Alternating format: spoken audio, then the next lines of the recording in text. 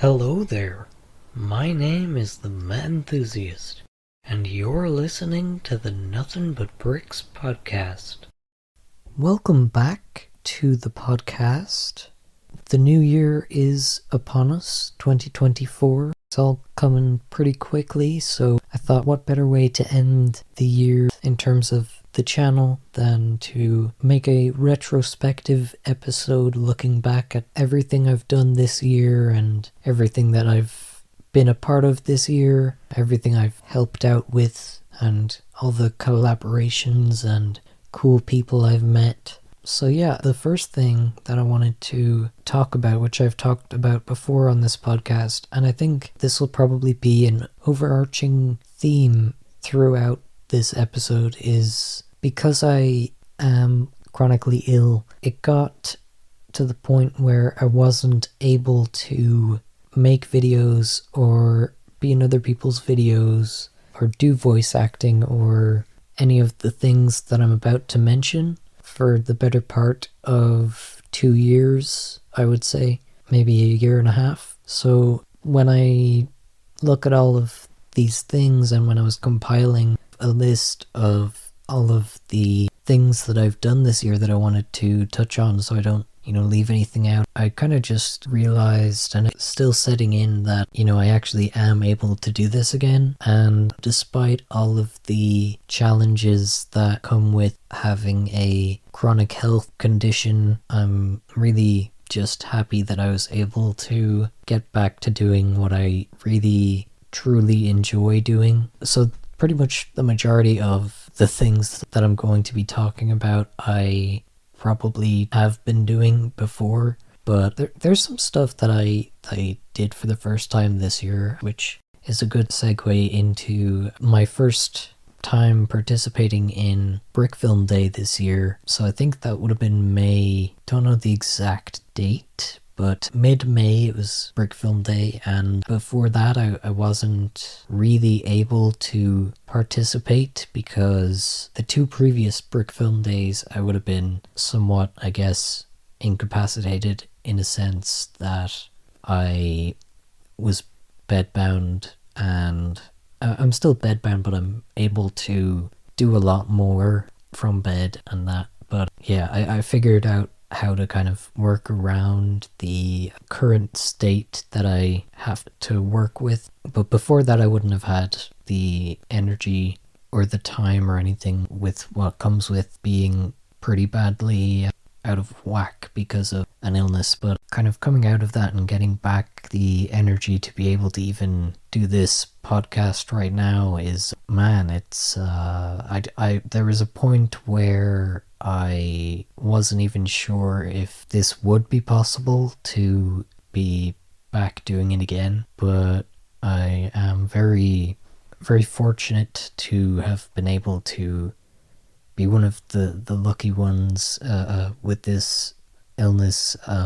who is able to get back to a somewhat of a steadier baseline than before. But yeah, Brickfilm Day, I would have before, like I said, been unable to participate in 2021 and 2022 because of the illness, but before that I didn't actually know that it was a thing. And I think being unwell and watching everything kind of from the sidelines, Brickfilm wise, it made me take a wider look at more of the community and more of the events that were going on, and I was only really able to be an onlooker in those things. And there are still things that I haven't been able to fully delve into just yet. So yeah, entering Brickfilm Day, or being part of Brickfilm Day in the sense that I had an entry, it was kind of what I felt like cemented my comeback, I guess, to the Brickfilm scene. And although the video itself is very simplistic in terms of the fact that the animation is a loop and it's a few shots that are looped over and over, but it's still special to me, I think, because it does mark that re-entry into content creation, or animation, at least because I know I was making podcasts before that. Pretty sure I was recording them on my phone, maybe 1 or 2 episodes. But now I have the SM7B. I just got that recently, and this is actually the first podcast episode that I am recording with that new microphone. But anyways, back to Brick Film Day. Seeing Brick Film Day before and the way that everyone kind of comes together in this event, it was a lot of fun, but there was a bit of longing to be able to partake on my part, and I'm very happy that I was able to participate in a Brick Film Day. And yeah, now I can say that I have, I guess. But the idea that I had the Kermit the Frog video, it was kind of on my mind for a while before Brick Film Day, and I got the Kermit the Frog minifigure, I think, for Christmas last year because I wanted to make this video, but I didn't really have the means at the time, energy-wise, like I mentioned, but I did buy it with the intention of making that specific recreation. And then when I realized I can kind of find a compromise of still making this recreation while also having to deal with these physical limitations of not only the illness but the space in which I have to create things. Because I am stuck in bed, I have this wheelie table that I'm using right now to record this, and I kind of use it for everything really, but it is substantially smaller than a desk, which is also why I feel like the main piece of criticism I can give myself, constructive criticism I can give myself in terms of my videos, is the fact that there aren't any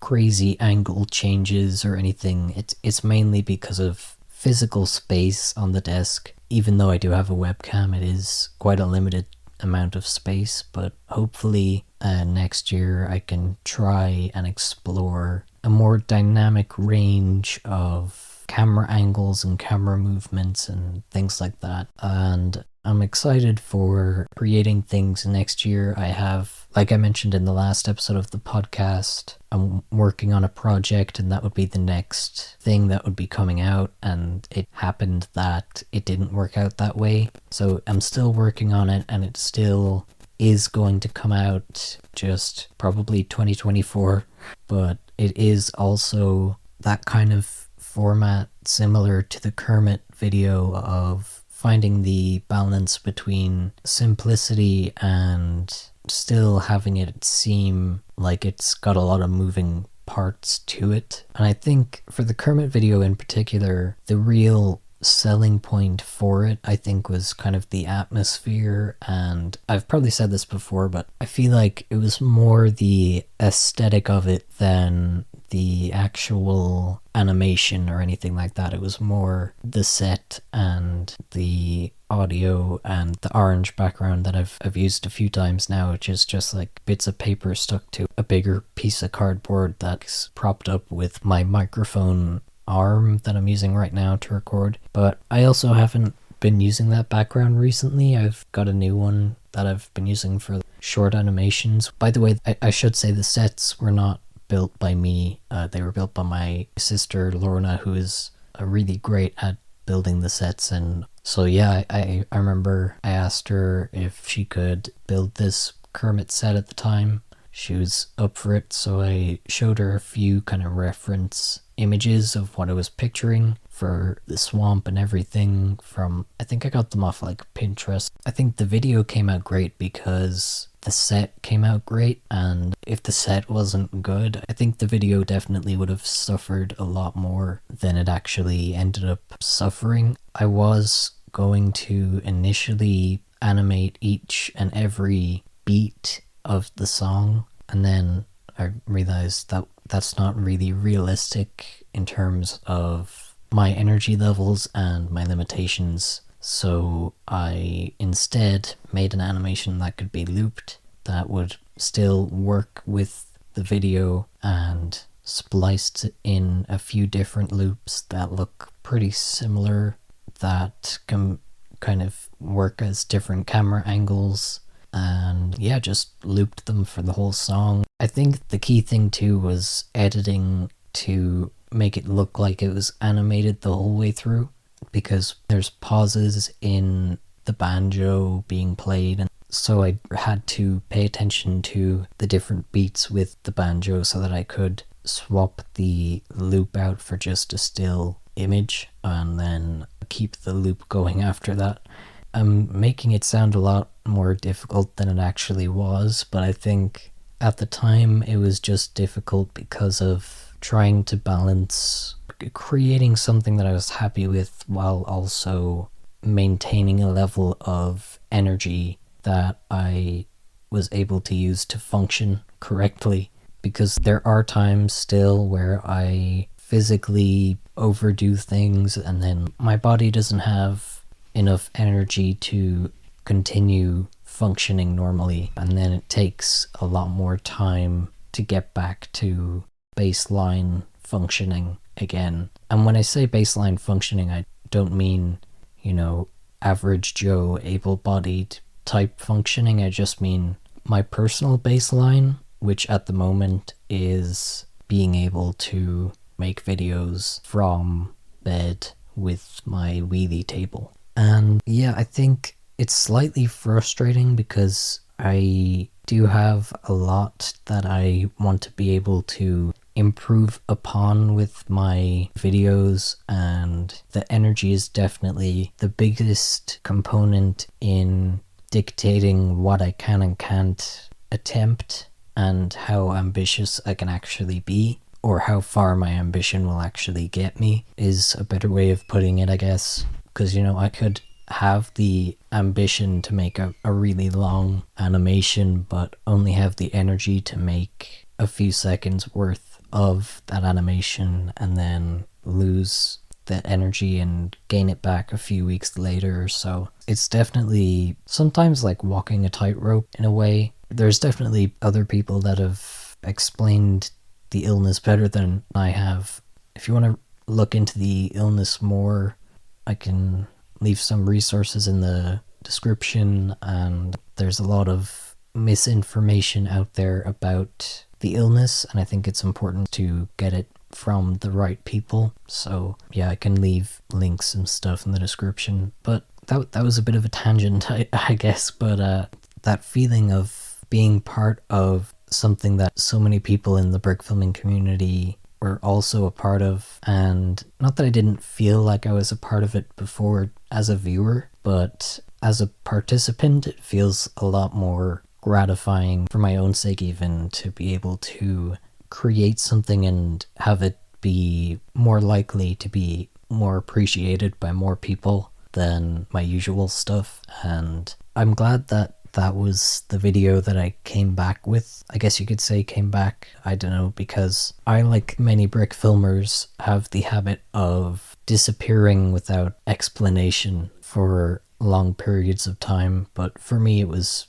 what I mentioned already, the energy and everything like that. So getting to participate in Brick Film Day when, like, by the time Brick Film Day had come around, I'd finally had the energy to be able to animate things for very short amounts of time, but I was still able to animate again. I wasn't able to participate in things like Thack and Brawl because the thing about those is you have to commit to a specific moment in time that you don't really know. At least with my own self and my own health issues, it's not particularly reliable or predictable, so it's hard to say if I would be able to put aside a week to create things, or if I'd have the energy for the 24 hours. And if I did, creating something and animating it all within 24 hours for me sounds like a lot of energy being used, and I mean it would be for anyone, that's kind of the point, right? But I feel like I'm not at the stage just yet where I'm able to do that or justify using my energy doing that, because then it would cause me to lose way too much energy afterwards, and then I wouldn't be able to continue creating things somewhat consistently or reliably, like I was saying earlier. So in terms of Brick Film Day, having a date well in advance of make whatever you want, there's no limitations, just put it out on this date and you'll be grand and you'll be in the playlist and a part of this event as a participant. Not that you can't be a part of the event just as a viewer, because like I said, I have experienced just that myself. So yeah, being able to participate in it this year was very uplifting for me and just helpful to know that I'm still able to make things. Even if looking back, I do have my issues with the video, I can put some of it on my physical limitations at the time. So, you know, I don't have to take the full brunt of the blame in my own mind, I guess, when it comes to creating things, which has its perks. I'm rambling now, but yeah, starting off with Brick Film Day this year was an amazing experience, and the reception to the video as well was amazing, and to get to see the community come together once a year to make this whole experience of this brick filming festival, it was very, very cool to have the opportunity to be able to participate this year, and I'm very grateful that there weren't any real extreme limitations. Not that that's necessarily a bad thing for like contests or festivals, but I do feel like for my particular situation, it was like the perfect festival for me in terms of brick filming. So yeah, shout out to Brick Film Day and everyone who worked on that this year. And the entries too, which brings me to another point that I wanted to make, but the entries that I saw anyway, I still haven't finished watching the full playlist, I just realized, but the entries that I have seen have introduced me to a lot of cool new brick filmers that I wouldn't have otherwise come across, which I think is really awesome. It kind of feels like that's part of the point of Brick Film Day. Obviously, I can't speak for anyone who created it or is running it as to what the point behind it is, but yeah, it definitely brought the community together, and I'm glad that I was able to be a part of it. Which also brings me to another thing I wanted to talk about, which is getting back into voice acting this year has been a pretty amazing thing in and of itself as well, because before I was making my own brick films again and animations again, I was able to do some voice acting for people, and I think having so much time to think about these things before coming back to them, it had given me a lot of time to reflect on how I wanted to go about doing these things, and made me realize when it comes to voice acting, the best thing that you can do is just commit to the line, whatever it is. And I think I've said this before on the podcast, but like really committing to the line like your life depends on it can really sell it. And then the more I feel like I'm able to really hammer home lines and do a good job, the more it reinforces that confidence and that belief that I should be going about voice acting that way. Because also having limited energy, like I said, when you have that limited energy, you're going to, at least for me, I use it in the sense that when I go to record a voice line, I know, okay, well, tomorrow my voice is going to be wrecked anyway, whether I put my all into this or not, so I might as well give it my best shot. And that's what I've been doing, and it seems to be working quite well in terms of improving my voice acting ability. And I also just upgraded to this SM7B microphone, so it will start sounding a lot nicer too with the audio quality and all that. So I am very excited to continue voice acting. Hopefully I'll be able to do more in the future, and I have a few different things that I'm voicing in at the moment, like my own projects and other people's projects. So I hope to be able to continue doing that, but time will tell, I guess. And the next thing I wanted to talk about too was, I guess, the story behind me realizing that I had the energy again to be able to interview people again. And that actually happened when I went on the ALP podcast back in August, I believe, maybe July, August kind of time, and was interviewed. And also I'm good friends with James, one of the hosts of the podcast and the channel and everything, so it was very much an easy avenue for me to be able to, I guess, test the waters of what I was able for at the time in terms of speaking with other people again, because I don't know if I mentioned it previously, but I wouldn't have been able, in terms of my energy levels, to have conversations with people before that because of the illness, like I said. Being able to test the waters in a very welcoming, safe kind of environment, it was great that I was fortunate enough to be able to go back on the ALP podcast when I did, and then I kind of realized after I was able, energy-wise, to do that, that I would be able to interview people myself and get back into that scene in terms of creating this podcast. I feel like putting myself out of my own kind of comfort zone socially is a key component in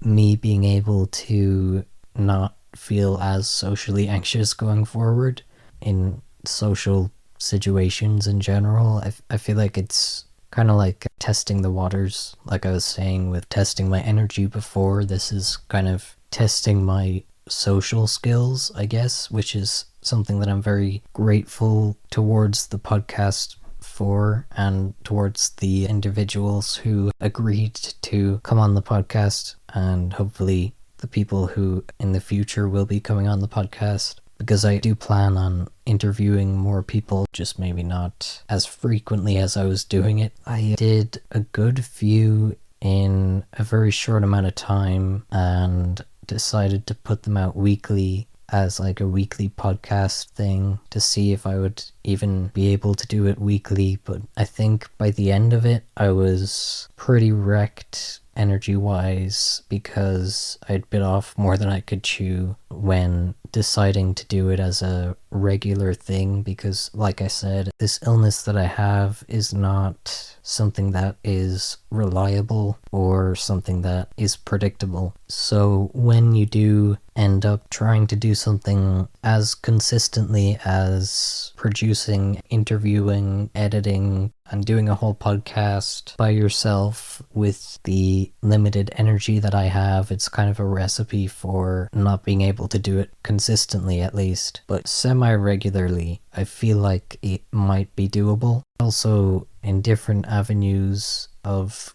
creation, I'm kind of testing the waters, like I said, with different forms of content creation to see what I enjoy doing as well, because I only have one public video essay on the channel, but that is something that I really enjoy doing as well. And it's something that I'm working on right now as sort of a side project, but it's also kind of been my main focus for the past couple of months, maybe, working on a script for a video essay. It won't be on this channel. I will post about it when it's on the other channel though, so you can go subscribe to that channel if you want. The link will be in the description as well. In order to have the video do well, I would like to generate as much buzz around that channel as possible so that even though it is my first video, well, on that channel in particular, and by those standards it's bound to fail in terms of the algorithm and everything, I still want to give it the best chance that I can for it to be picked up by the algorithm. I don't know how all of that works, but it generating hype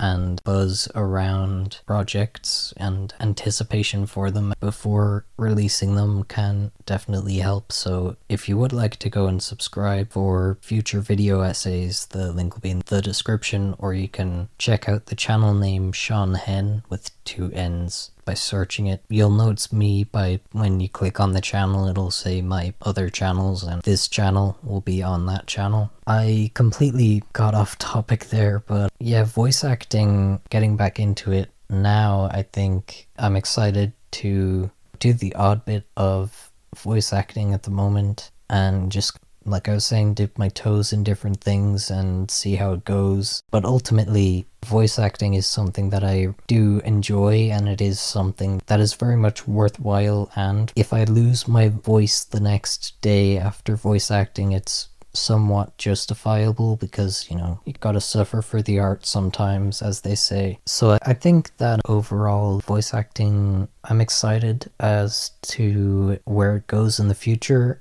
And to those who I have voice acted for or will voice act for, it's only a select few people that I'm addressing this to. I won't name names, of course, but I think when a voice actor gives you voice lines and you make something and put it up online, they would appreciate if you send them the finished product, because I feel like I've done so many lines within this year, looking at my voice acting folder and audio files and just how many there are. I'm thinking, like, that can't be right. I've only seen like 5 videos maximum of brick films that have my voice in them. I do feel like I've definitely voiced for people and then not heard back at all in terms of if the project is finished. So I know that it's never an intentional thing done out of malice or anything, but it would be nice to see the finished product. And also it would probably be mutually beneficial, because I do have a playlist filled with all the videos that I appear in when people send me the videos. So yeah, if you want to check that playlist out, you can. And if you want to send me any videos that I've voice acted in this year that I might not have seen, you can do that as well. I'll leave that there though and move on to the next topic. The next thing I want to touch on that I am very happy that I was a part of this year, and it's one of, I think, my favorite things that I've done as a brick filmer in general, and that is animation collabs. And I don't know by the time this podcast is out if the video will be out that the collab clip that I made is for, but I can at least talk about one of the collaborations. Well, actually, I guess I can talk about both, because if it's not up yet, there's definitely still time to enter the collaboration. But the first one was the Sid Jaws Run animation collab, and that one was particularly a fun challenge, because I was saying how I wanted to do the best possible walk cycles that I could do. So I would just be focusing on walk cycles going forward and be doing loads of them, and that didn't quite end up happening. I think this year I've done a total of maybe 4 or 5 different walk cycle test animations, and uploaded maybe 3 of those and then deleted one of those because it was pretty bad. But I was then approached by Sid Jaws. He asked, you know, would I be interested in doing this animation collab, and he explained the idea of it, which was each person would submit a clip where their minifigure would run from the left side of the screen to the other side, and the camera would pan with the minifigure, and then it would all be cut together to look like one long run. Each run connects into the next one to keep the momentum going. So when I was approached about it, I said I would be up for it because I was. And when I actually went to do it, I realized just how difficult it is to get a run cycle correct and looking as good as I could have it be. And because this was the first collab that I was approached for, and also the first collab that if I mess up, it would be reflected more on me. And basically, if other people were to see the collab and have never seen my videos before, and if my clip looks bad, then why would they have any incentive to check out my content, basically, was my thinking. So it was on that end, once I realized how difficult it was to do the run cycle. I mean, I did it in the end, of course, because I'm talking about it now, but I mean, there's a lot that I would definitely have tried to improve upon with that collaboration in my own video, not other people's videos, but I would have liked to have done a more kind of extravagant type entry to that particular collab, but like I said, I had to work with the limitations that I had at the time and kind of still have. So I did, I think, a total of 3 different run cycles. The first one was pretty abysmal, but I did include it in my animation compilation video that is now up on the channel. But the second one is my favorite one because it's just one continual run cycle, and I got a lot of useful feedback from people who I really respect in the brickfilming community that would help me improve upon my run cycles going forward. And I think the fact too that it wasn't sought after, like I didn't ask those people in particular for any advice, but they were kind enough to just give it. I think that also just shows how cool the community is, but also made me just like the animation a lot more as well, which is a bit, I guess, conceited, but you know, it is what it is. But yeah, after I did that run cycle, I felt like I had the confidence to attempt the actual collab portion of the collab, because before that was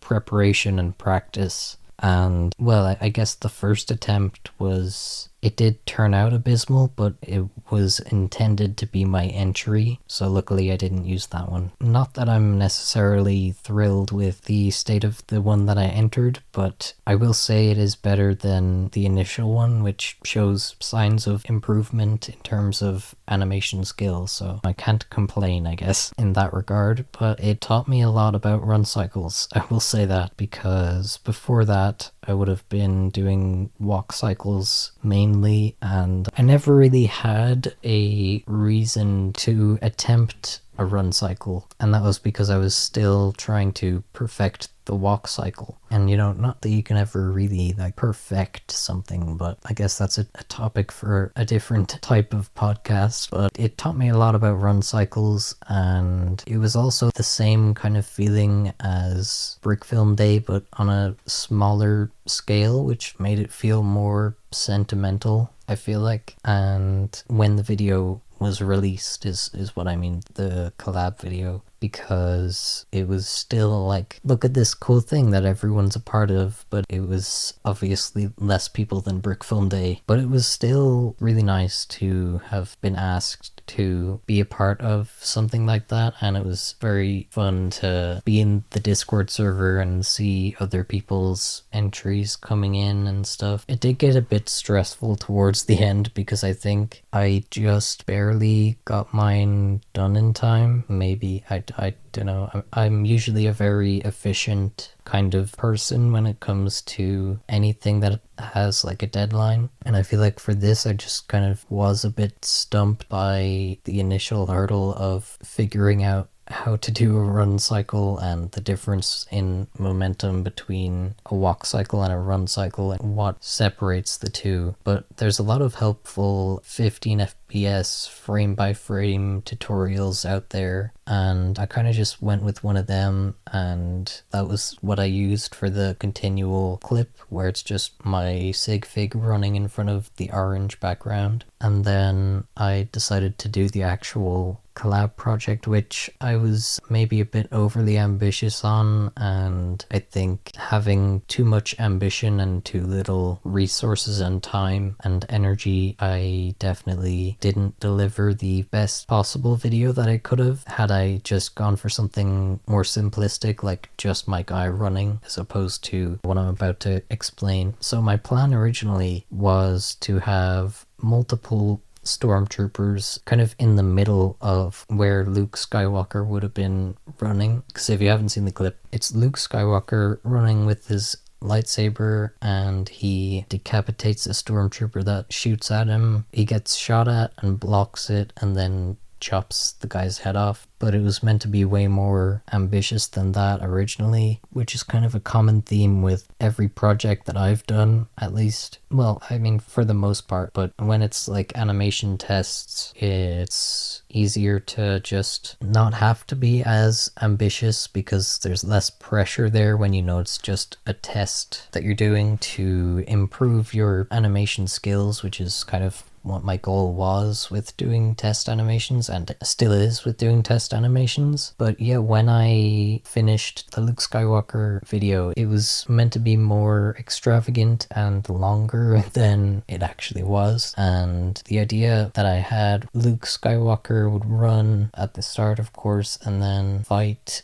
against a few stormtroopers and do a few swings of the old lightsaber and take out 2 or 3 stormtroopers that were shooting at him. And kind of similar to the combat in Jedi Fallen Order and Survivor, that was kind of the look I was thinking in my head of how the combat would look. And then when I went to do it, I realized how limited I was in being able to do something like that, especially with never having done something like that before in terms of scale, and I just didn't have the time or the energy. So it ended up being one stormtrooper who shoots at Luke first, and then Luke blocks the shot and then goes for the chop of the head, the decapitation, if you will, and then runs over the stormtrooper and keeps running. And then it cuts to the next clip in the collab. But the main thing I would have done differently is not have involved any lightsabers in the animation, because the angle that I was doing it at, I kind of am realizing more so now that it's kind of harder to fit the lightsaber in the space that you're using. Like if I was to have the angle from like where you could only see behind, like you could see the backside of Luke and the front of the stormtrooper, that kind of angle, you'd be able to see the lightsaber and the action and what was actually happening a lot easier. I think as well the timing on it was a bit off. I could have done more frames to get the action across more, but ultimately I think it was still fun to be a part of that collab. And yeah, that was the first animation collab where I would have been approached by someone else and asked if I wanted to take part, and I hope that there are more like that in the future. If anybody wants me to do a bit of animation for an animation collab, feel free to DM me, because I'm always down to, at the very least, try and submit an entry to different collabs. I also really love all of the other entries that went into it as well. I think the Daredevil entry, that I can't remember the name of the guy that submitted it, I apologize, but it looked amazing, and it was that kind of comparing my own stuff to other people's that made me overly ambitious to the point where I kind of lost the point of the video in terms of not being able to tell what's going on. Like, you can tell that he's running towards the stormtrooper and that he hits him,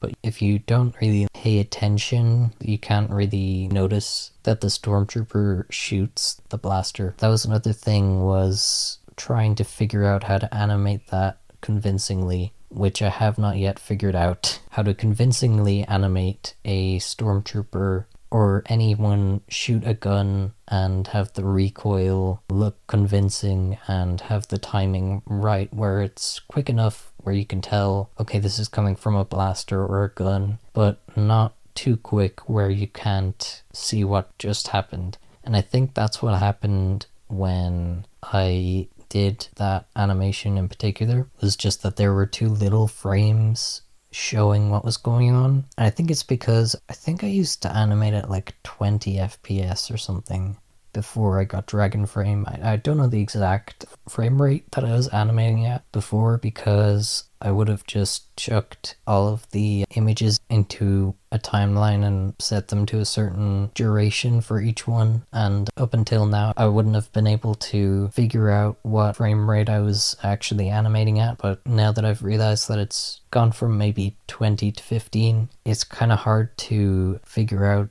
the timing of things because of that. Like, I know as I was talking about gun recoils and things, I remembered I did do a video before with gunshots in it, The Devil in Carnage, my very first long form video. Not that the animation at that point looked good, but it did look convincing enough where you knew what was going on. You could tell that it was someone shooting a gun at the very least. So I hope to get back to being able to portray that through an animation using the different frame rate that I'm using now. But I think regardless of the frame rate that you're using, I think it comes down to ultimately understanding the timing and momentum well enough to be able to swap to a different frame rate and still have it look good right away. I think it's kind of going to be a given that, to contradict what I just said, it's kind of going to be a given that once you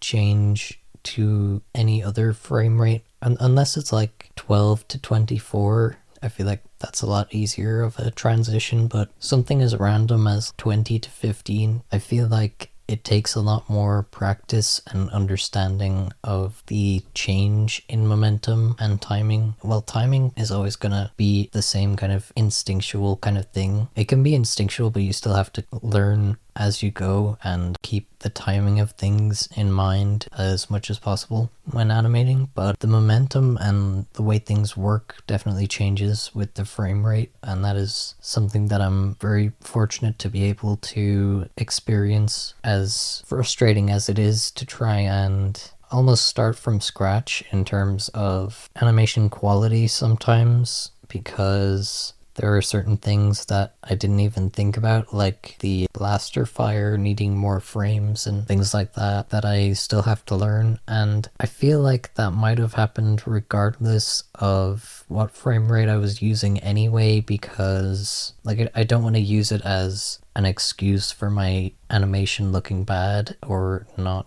as great as it could be. Not necessarily that it's bad, although that particular instance that I'm speaking of is a bit abysmal in my own eyes. But I do think it also can come down to, just for me anyway, being rusty around these things and not being able to properly hone the skill regularly and maintain that skill for as long as I've been interested in brick filming and animation for. So it's definitely been challenging to put my all and my energy and everything into an animation, and then it might come out really bad because of, shaking off the rust and maybe getting used to 15 frames per second and animating at that frame rate. I guess I could switch the Dragon Frame software to set it to 20 frames per second, but the thing is, I feel like it's better to learn what I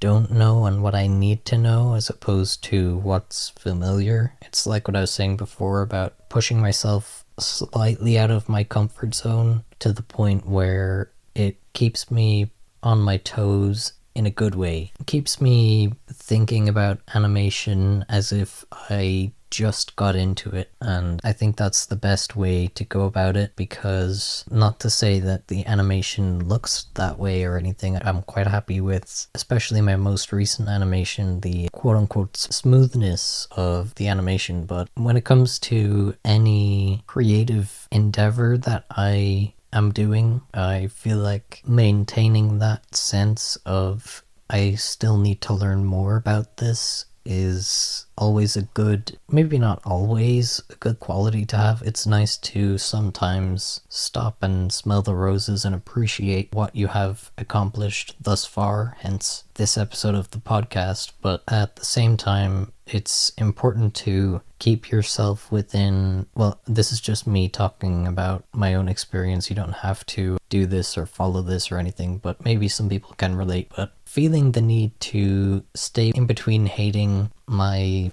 animation skill to the point of quitting and loving my animation and thinking that it's the best and doesn't need to be improved at all. It's that kind of healthy balance in between that I think I can still appreciate it for what it is, but I can understand that it needs more work and more time put in to really look good. And I think it was Storm the Blank when I was talking with him. I can't remember the exact phrasing, but each thing that you do is a stepping stone towards the next, and that was kind of the general sentiment, but I can't remember the exact phrasing that was used in that episode. But yeah, I do feel like it is an important quality to have when animating, is just how can I make this look better. Even when it's finished, I still go back and look at it and think, okay, this could be timed better, this could be fixed slightly differently. So I do feel like looking at my old brick films and everything, I always have something that kind of grinds my gears about it, or something that I would do differently in each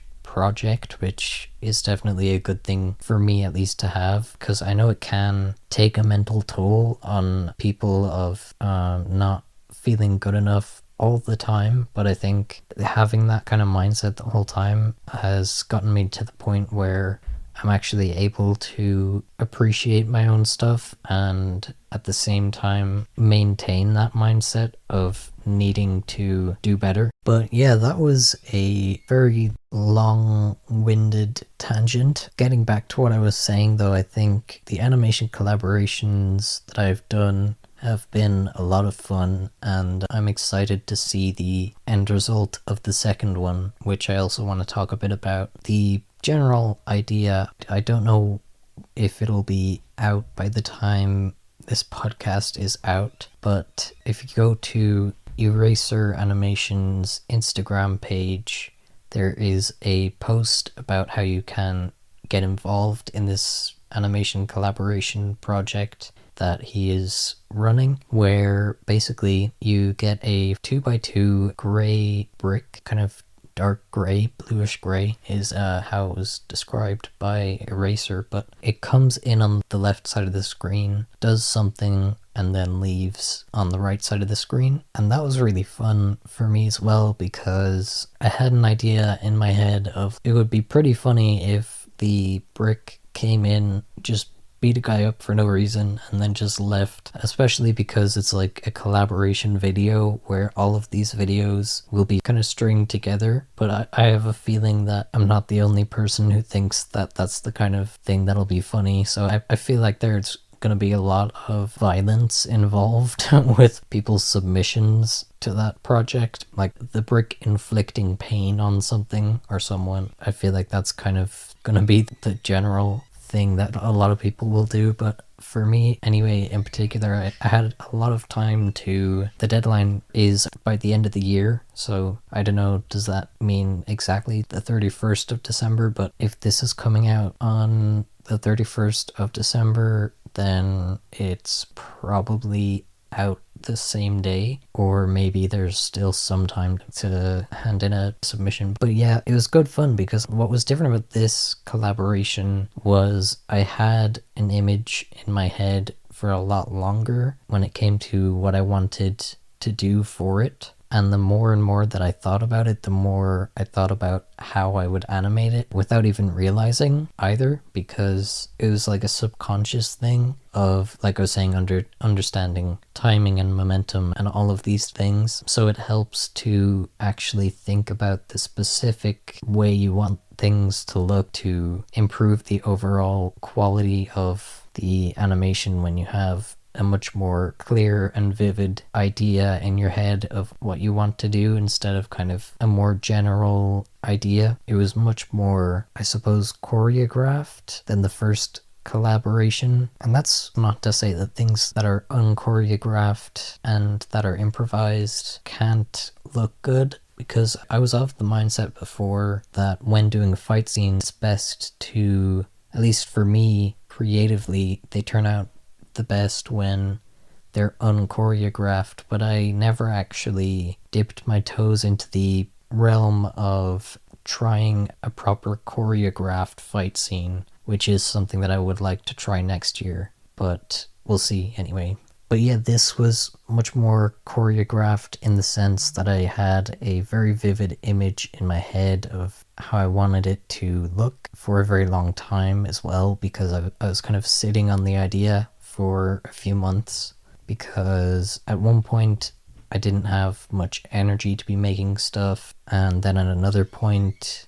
there was some other stuff that was happening. But when I actually did get around to making it, because I had such a vivid idea in my head of what I wanted to make, also I had rigs for the first time in ever, so they were really helpful as well. Before that I was just using my hand to hold things up and then masking it out, and it didn't lead to the best images because it meant I had to mask out a whole lot of the background, and if the blank frame was slightly off centered to the other frame that is meant to be masked, then it's not gonna really turn out as good. And that seemed to be the case a few times with different things, but using the rigs is a lot easier too, because there's a lot less to have to mask out. It covers a lot less of the screen when it's just like a very thin piece of metal that is essentially a metal rod that holds up whatever you need it to hold up. So I used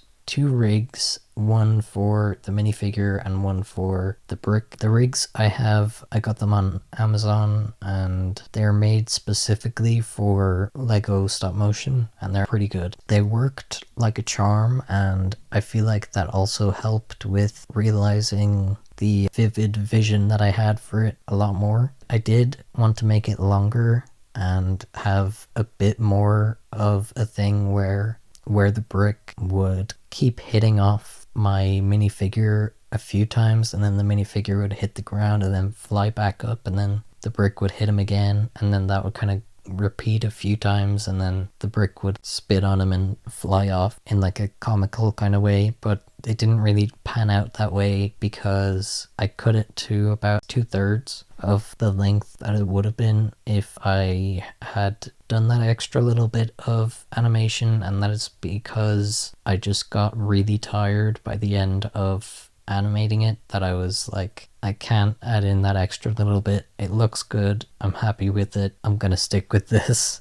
And I think it's one of my favorite animations that I made this year, and that I've made in general. It's one of my favorite things that I've done in a long time, and I also am very glad that it's going to be part of a collaboration as well, because it'll further showcase my animation skills to other people who might not otherwise come across my stuff. And the same goes, of course, for the Sid Jaws collab and Quarantine Days, but I think the difference here being that the quality is much higher than those submissions, as well as Brickfilm Day. I feel like it's just kind of stepped up a notch compared to, not the Brickfilm Day entry, I'm saying that this particular collaboration entry for Eraser Animations collab project, I feel like I just like it a lot more and think it's higher quality than the other animation clips that I've submitted before. That's not to say that they're bad necessarily, but I did just give a bit of a deep dive into why I somewhat dislike the Sid Jaws entry that I did, but that's not to say that it looks terrible. There are just some aspects that I would change, and there are definitely some aspects of this one that I would change as well, but looking at it for what it is, I think it's a lot easier to do, because I guess it's the camera angle really is the key thing, because it's intended to be shot the way that it was shot for the sake of the continuity of the video, and it also just works out that that's the angle that I have my camera at anyway. So I think it just all kind of fell into place really well. I'm pretty happy with it, and that's definitely not to hate on Sid Jaw's collab or anything like that. I think that his collab was amazing and everyone involved did an amazing job on their entries, and I'd highly recommend everyone go check out that video and all of the animators involved. I just feel like for me personally, my own individual clip that I submitted is better the second time around than it was for the first collab, and I feel like that's just naturally how things go. Like over time you get better.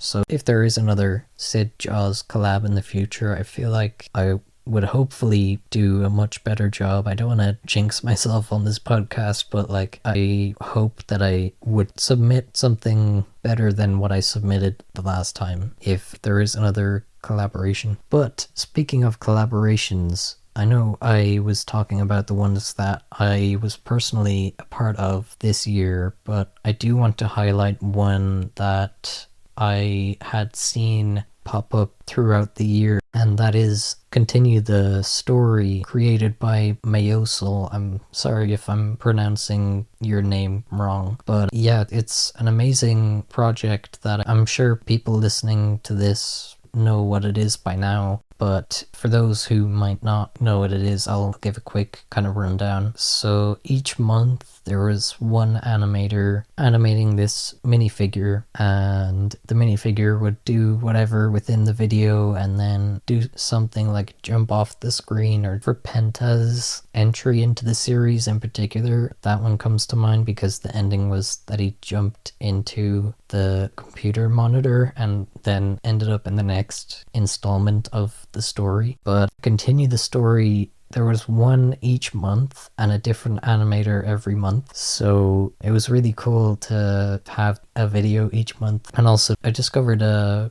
couple new animators. They're not necessarily new to the community, but new to me in terms of I've never come across them before this, but they did a great job, I think, with continuing the story, and for one of them finishing off the story. I think the whole project seems like a really fun idea, and I know that Brickfilm Day had a similar project going at some stage called Finish the Story. That's not to throw any shade anywhere, but I just want to acknowledge that I am aware that that also exists, as well as Continue the Story, which is, there are two different things run by two different groups of people. I think the other cool thing about Continue the Story is it's kind of the new kid on the block in a sense. It's also, like I said about Sid Jaw's collab, it's a lot more intimate because it's only run by Mayosel and the other 11 animators that contributed towards it as well. As far as I know, I don't think there's a whole team behind it other than the animators that took part. And I think from what I've seen anyway, Mayosel, again, sorry if I'm butchering your name, but I think he is the main guy in charge and running everything for that. If you're looking for any animators for 2024, Continue the Story, I'm available. You could send me a DM if you want. You don't have to, of course, because I think I did see that they already have their animators for next year. But if there's ever a spot that becomes available, I am happy to do it. I think it's a really awesome project, and yeah, I just wanted to give it a little, I guess, shout out, a bit of an honorable mention from all of the stuff that's happened this year and all the different events going on in the brickfilming community. That being said, I am really looking forward to THAC 2024, which I know is January 6th, and I hope that I can do some semblance of an entry somehow, but I can't make any promises because, like I said,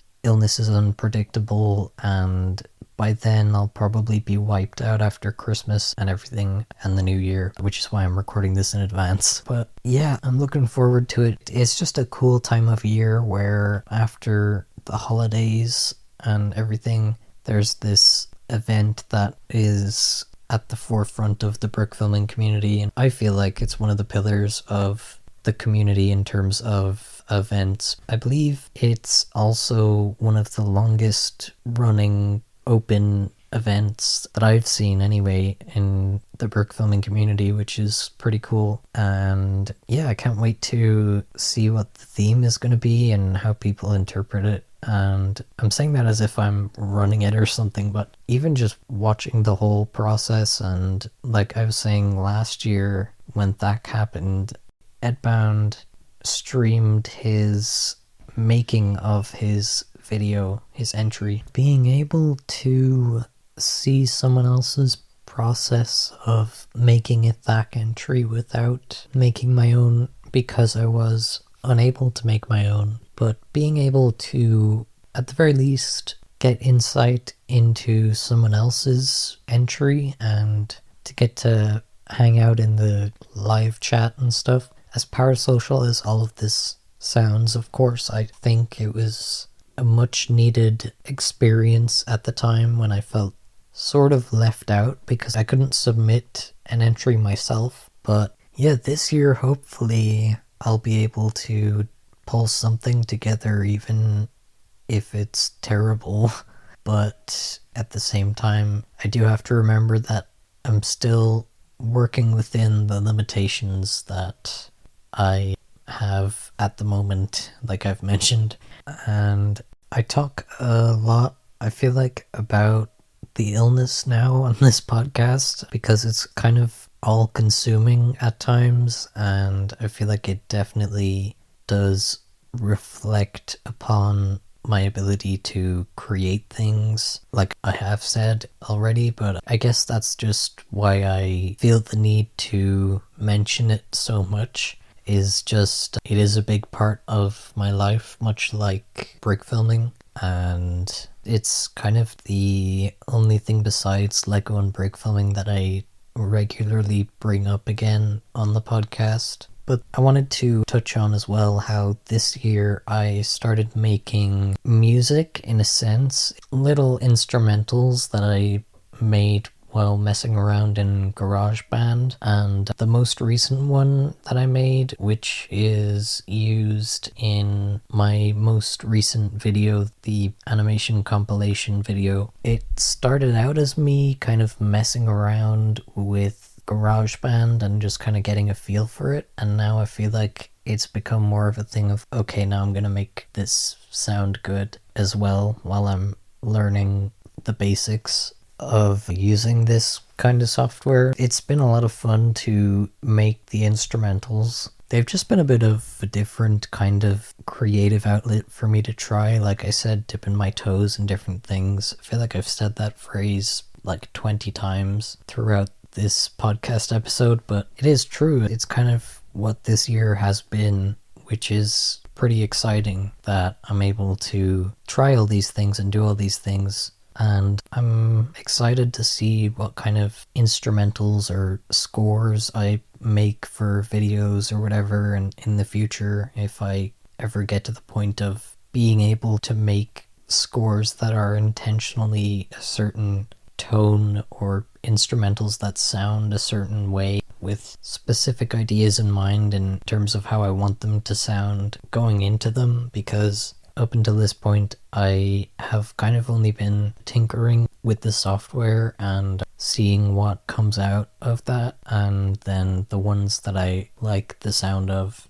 I would upload to the royalty-free brick film music playlist that you can find on the channel if you want to give those a listen. But that was just something I thought I'd mention because it's one of the things that I have had the privilege of trying this year creatively, and it's been very uplifting because I feel like I've always wanted to try making music, but I've never actually really given it much thought, thinking, it's not really for me if I don't play an instrument, so I just put that idea on the back burner for a while, and then I realized I found out about GarageBand, and well, I knew about it already. It was just kind of realizing that that itself is technically an instrument that you can work with. It was pretty to give it a try and is cool to be able to work on every now and then. It's pretty stress relieving to have a different kind of outlet, because having multiple creative outlets, I feel like when you get stressed with one, you can unwind with the other and then come back to the other one, and they kind of bounce off each other in that way. But at the same time, I also have a habit of starting too many projects at once, too many different avenues, and not being able to give them all the same level of care, because I'm kind of spreading myself too thin sometimes, which is why I've done this before, but like if I want to try something new, I'll really just focus on that for a while. Obviously, I don't like force myself into burnout, because that's not ever going to be good, especially when trying something new, but I definitely want to make the things that I'm passionate about my main focus, as opposed to getting passionate about something briefly and then having a bunch of unfinished projects lying around. I'll be still working on the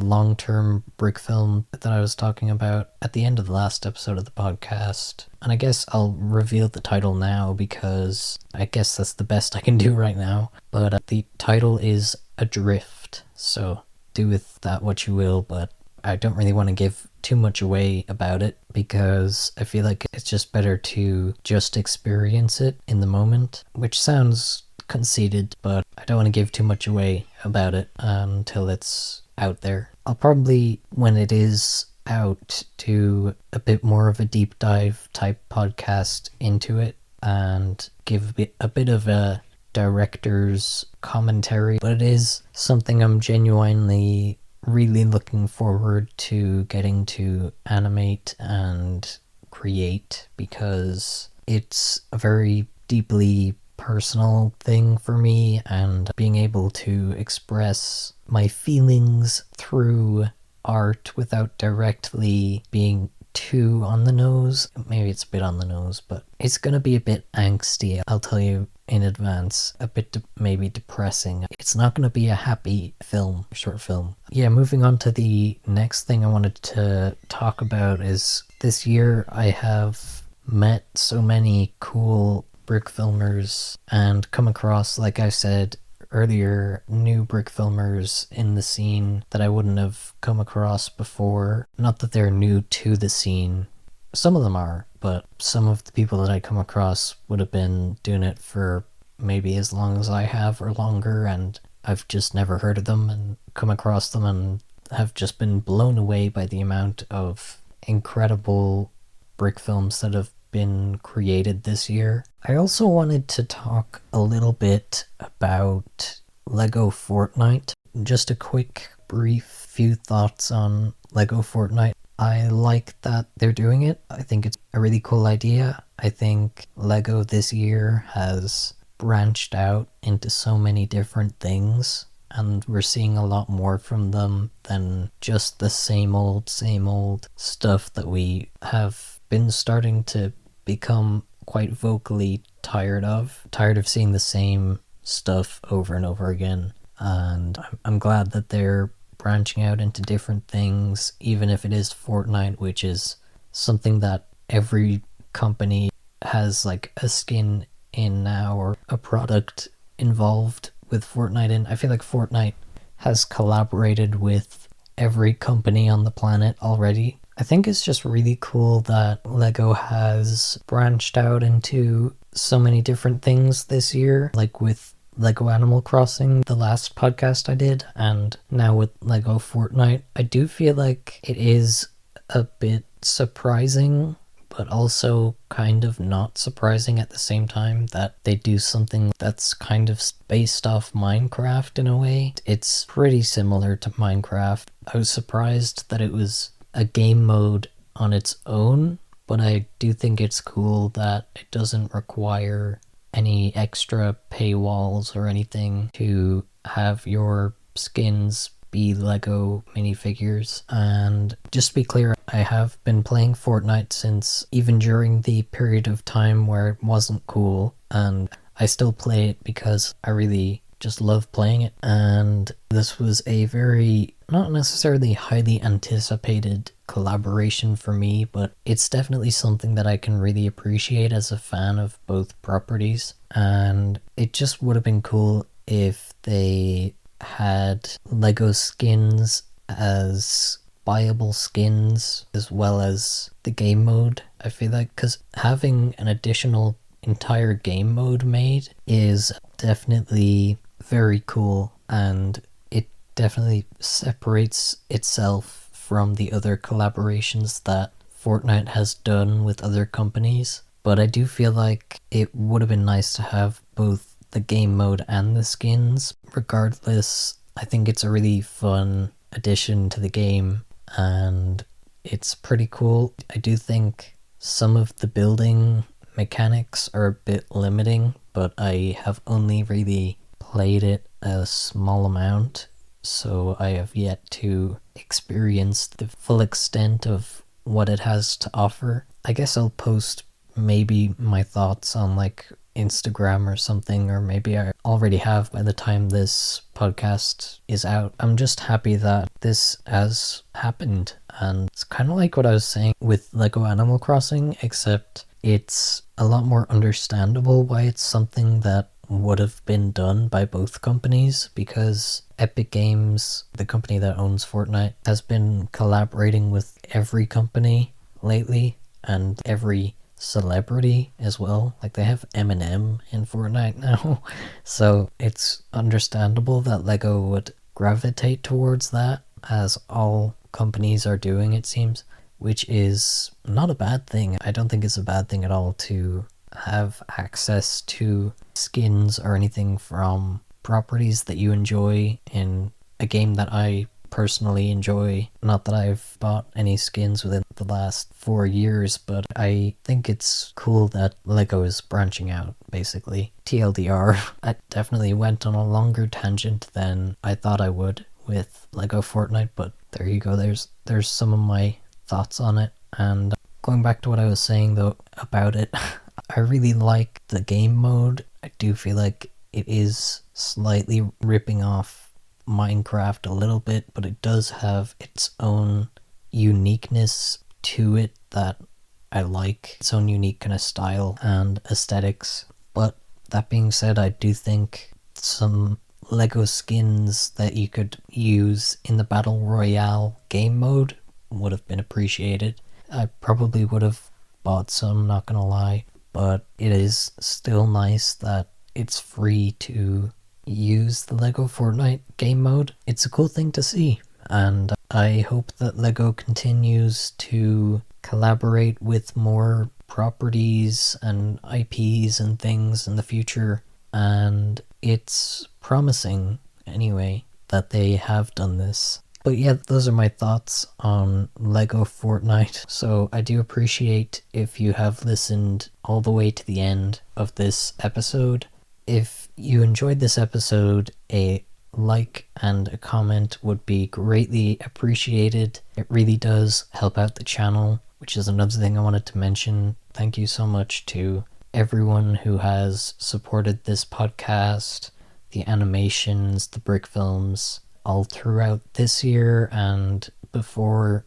and people who continue to support my stuff. It really means a lot that I was able to come back into the space and be welcomed so quickly, as if not much has really changed, even though so much has changed. So thank you to everybody for being so patient and so kind with feedback and support on videos and podcasts. And yeah, the community has been really amazing this year, and I hope that next year can be the same positive atmosphere within the community that we continue to see through different events and through Discord and all that stuff. So thank you to everybody who watched all my stuff this year. It means a lot, and I'll see you all next year. I know everyone always says that around this time of year, but I will see you in my next endeavor. I'd imagine it would be a drift, longer form project I'm working on, but if not, then I am still looking forward to whatever project I create. So also keep an eye out for those video essays on the other channel. they will be coming eventually. So yeah, thanks for listening,